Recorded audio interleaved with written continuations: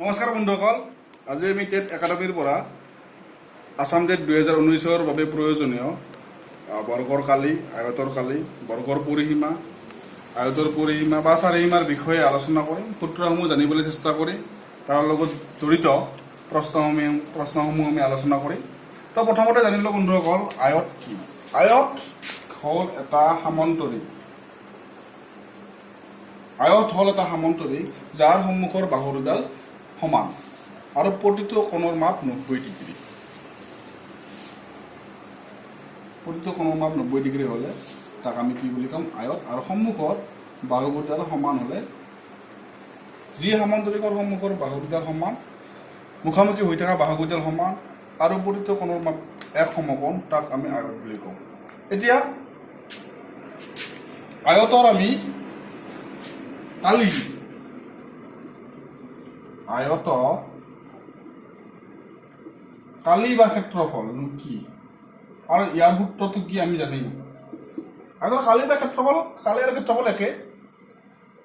এই আয়তটো যিখিনি ঠাই আগুৰি আছে তাক আমি কালি বা ক্ষেত্ৰফল বুলি কওঁ।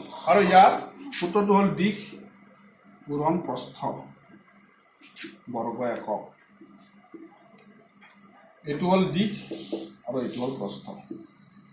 বন্ধুসকল, পুনৰবাৰ কৈছোঁ, আয়তৰ কালি বা ক্ষেত্ৰফল উলিওৱা সূত্ৰটো আপোনালোকে মনত ৰাখিব, দিশ পূৰণ প্ৰস্থ বৰ্গ একক। ইয়াৰ পিছত আমি আয়তৰ পৰিসীমা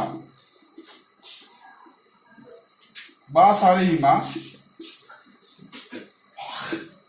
উলিওৱা সূত্ৰটো হ'ব দিশ আৰু প্ৰস্থটো যোগ কৰি আৰু তাৰ লগত 2 পূৰণ কৰি, এইটো পূৰণ 2 পূৰণ কৰি, আৰু এইটো হ'ব একক। মানে আয়তৰ পৰিসীমা বা চাৰিসীমা, 4টা সীমাৰ যোগফল। উলিওৱা সূত্ৰটো হ'ল দিশ আৰু প্ৰস্থটো যোগ কৰিম, তাৰ লগত 2টি পূৰণ কৰিম। আয়তৰ কালি বা ক্ষেত্ৰফল উলিওৱা সূত্ৰটো হ'ল দিশ পূৰণ প্ৰস্থ বৰ্গ একক। আয়তৰ পৰিসীমা বা চাৰিসীমা উলিওৱা সূত্ৰটো হ'ল দিশ যোগ প্ৰস্থ একক। ইয়াৰ লগত জড়িত প্ৰশ্নসমূহ আমি আলোচনা কৰিম। প্ৰথম এটা প্ৰশ্ন আমি অনুশীলন কৰোঁ। এটা আয়তৰ দিশ 10 সেন্টিমিটাৰ, প্ৰস্থ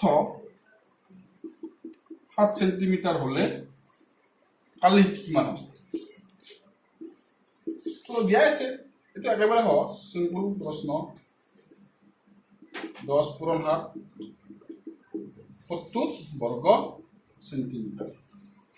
বা যদি এনেকৈ কয় এটা আয়তৰ দিশ 10 সেন্টিমিটাৰ, প্ৰস্থ 7 সেন্টিমিটাৰ, পৰিসীমা উলিওৱা। পৰিসীমা কি হ'ব? দিশ আৰু প্ৰস্থটো যোগ কৰি মই অলপ আগত আমি পাইছোঁৱে, 10 × 17, 17 × 34 বৰ্গ নহয় দেই, সেন্টিমিটাৰ। তো বন্ধুসকল, এনেকুৱা প্ৰশ্নটো নাহে, অলপ জটিল প্ৰশ্ন আহিব আয়তৰ কালি বা ক্ষেত্ৰফল বা পৰিসীমা বা চাৰিসীমা উলিওৱাৰ ক্ষেত্ৰত। তো তেনেকুৱা আমি জটিল দুটামান প্ৰশ্ন আমি আলোচনা কৰোঁ, যিকেইটা প্ৰশ্ন আগন্তুক অসম টেটত অহাৰ সম্ভাৱনা আছে।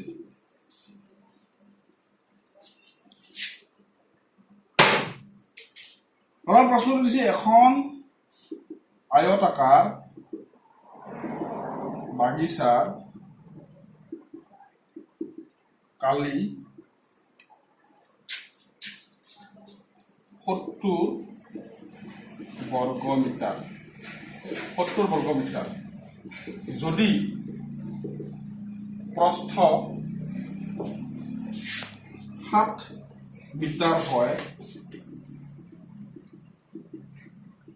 পৰিসীমা কিমান?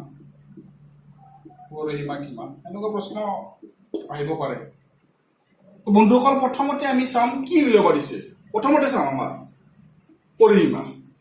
কাৰ পৰিসীমা? আয়তৰ। আয়তৰ পৰিসীমা কিমান? দিশ আৰু প্ৰস্থটো যোগ কৰি তাৰ লগত 2 পূৰণ কৰি দিম। তো দিশটো দিয়া আছে আমাক, প্ৰস্থটো দিয়া আছে আমাক 7 মিটাৰ।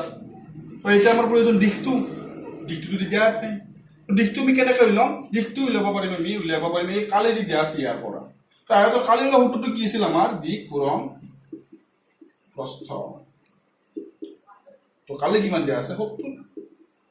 তো ইয়াৰে আমাৰতো প্ৰস্থটো দিয়া আছে, প্ৰস্থ দিয়া আছে 7, দিশ ইফালে 70 তো 7টো ইয়াতে পূৰণ হৈছে সিফালে গ'লে কি হ'ব বোলে হৰণ হ'ব তো দিঘৰ মান হ'ব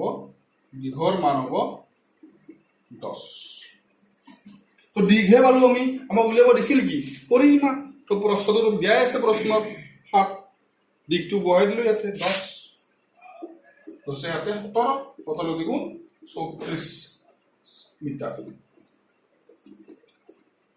বন্ধুসকল পুনৰবাৰ এবাৰ কৈ দিছোঁ আমাক উলিয়াব দিছিল কি প্ৰথমতে আমি চাম কি উলিয়াব লাগে পৰিসীমা কাৰ আয়তৰ পৰিসীমা উলিওৱা সূত্ৰটো হ'ল দিগ আৰু প্ৰস্থটো যোগ কৰি তাৰ লগত দুই পূৰণ কৰি দিম আমি চালো দিকটো চালো দিক দিয়া আছে কি প্ৰস্থটো 7 দিয়া আছে তো এটা আমাৰ প্ৰয়োজন দিঘৰ প্ৰয়োজন তুমি ক'ত পাম এই কালিৰ পৰা পাম কাৰণ কালি মানে হ'ল দিক পূৰণ প্ৰস্থ তো কালি মানে দিক পূৰণ প্ৰস্থ মানে 70 দিয়া আছে প্ৰস্থটো দিয়া আছে 7 দিকটো উলিয়াবৰ কাৰণে 7টো আমি সিফালে নিলো ইয়াতে আছে পূৰণ হৈ সিফালে গ'ল হৰণ দিঘৰ মান 10 ওলাই গ'ল 10 ইয়াতে 17 গুণ 34 বন্ধুসকল আৰু এটা আমি তাৰ লগত জড়িত প্ৰশ্ন কৰিম এইবাৰ আমাক কৈছে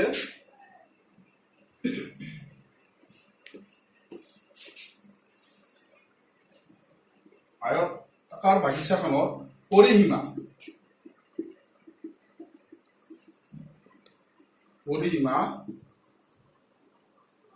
30 মিটাৰ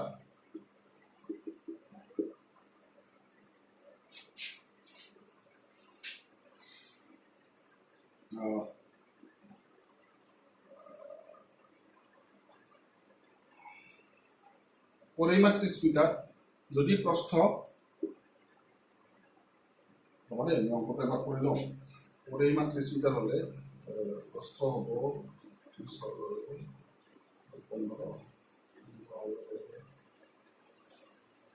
6 মিটাৰ হয়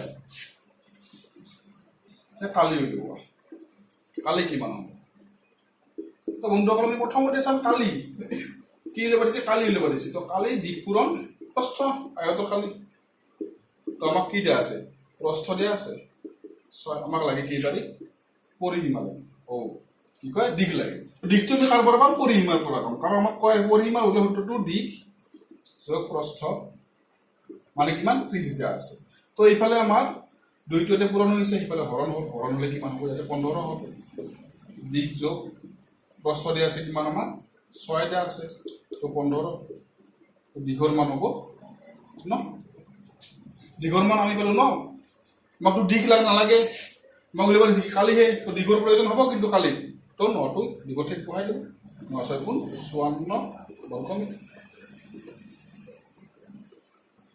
তো বন্ধুসকল আজি আমি আয়তৰ পৰিসীমা বা চাৰিসীমা আৰু ক্ষেত্ৰফল বা কালিৰ সূত্ৰ আৰু তাৰ লগত জড়িত প্ৰশ্নসমূহ আলোচনা কৰিলোঁ ইয়াৰ পিছৰ ভিডিঅ'টোত আমি বৰ্গৰ চাৰিসীমা বা পৰিসীমা কালি বা ক্ষেত্ৰফল ঘনকৰ কালি ঘনফল পৃষ্ঠকালি শংকুৰ পৃষ্ঠকালি ঘনফল গোলকৰ ঘনফল পৃষ্ঠকালি গণকৰ পৃষ্ঠকালি তাৰপিছত বৃত্তৰ পৰিধি বৃত্তৰ কালি সেই গোটেইখিনি সূত্ৰ তাৰ লগত জড়িত প্ৰশ্নসমূহ আলোচনা কৰিম আপোনালোকে চেনেলটো ছাবস্ক্ৰাইব কৰিব শ্বেয়াৰ কৰিব লাইক কৰিব আৰু কিবা যদি প্ৰশ্ন আছে কমেণ্ট বক্সত কমেণ্ট কৰিব আজিৰ কাৰণে ধন্যবাদ শুভৰাত্ৰি